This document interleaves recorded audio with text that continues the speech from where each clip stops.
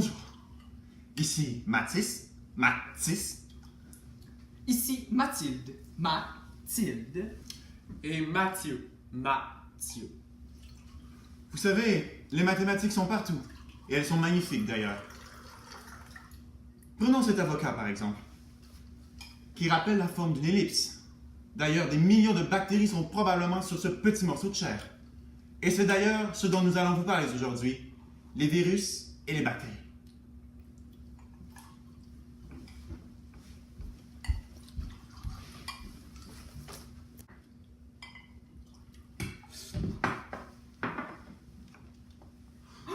Quelle merveilleuse dissolution de potassium! Eureka! Mais que fais-tu? Chez soi. Tu oses interrompre mon expérience de dissolution de potassium? Inexplicable. Bref, comme nous disions, les mathématiques sont réellement partout. Et les bactéries et virus n'y font pas exception.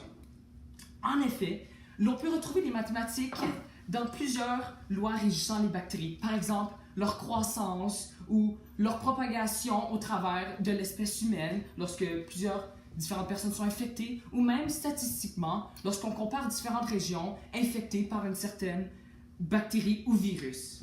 Bref, les bactéries et virus sont réellement partout et sont associés aux mathématiques qui sont elles aussi partout.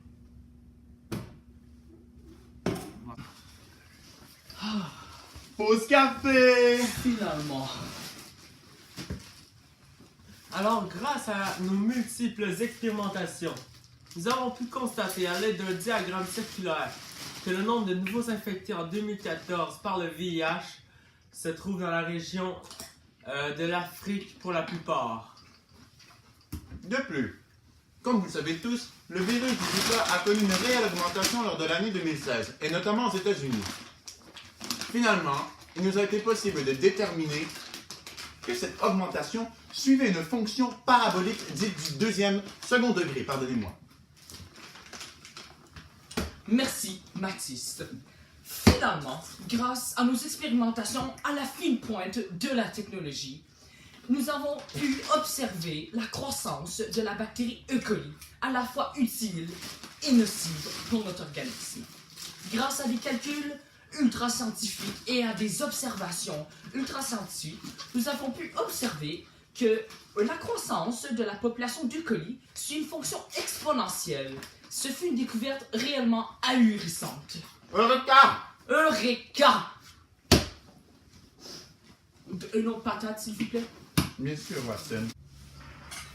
Pour conclure, vous avez pu constater le lien étroit qui existe entre les bactéries et virus et les mathématiques, et ce n'est qu'un exemple parmi tant d'autres entre les mathématiques et le monde qui nous entoure.